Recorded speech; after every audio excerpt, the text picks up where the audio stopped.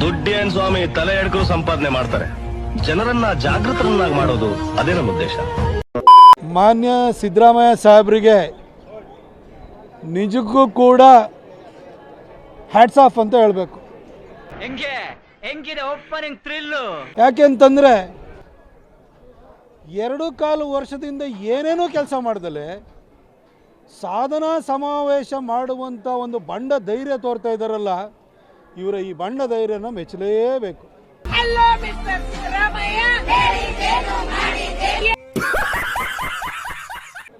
ಸಿದ್ದರಾಮಯ್ಯ ಸಾಹೇಬ್ರೆ, ಮೈಸೂರಲ್ಲಿ ಸಾಧನಾ ಸಮಾವೇಶ ಮಾಡ್ತಾ ಇದ್ದೀರಿ. ಈ ಹಿಂದೆ 2013ರಿಂದ 18ರವರೆಗೂ ಮುಖ್ಯಮಂತ್ರಿ ಆಗಿದ್ದೀರಿ.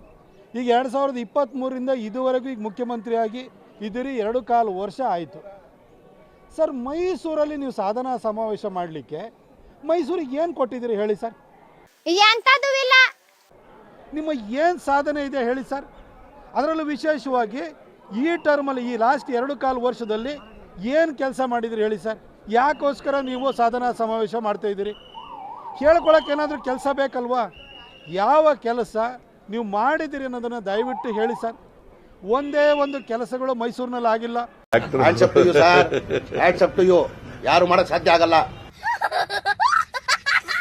ಮೈಸೂರಿಗೆ 2600 ಕೋಟಿ ಕೊಟ್ಟಿದ್ದೀನಿ, 2600 ಕೋಟಿ ಕೊಟ್ಟಿದ್ದೀನಿ ಅಂತ ಹೇಳಿ ಹೇಳ್ತಾನೇ ಇದ್ದಾರೆ.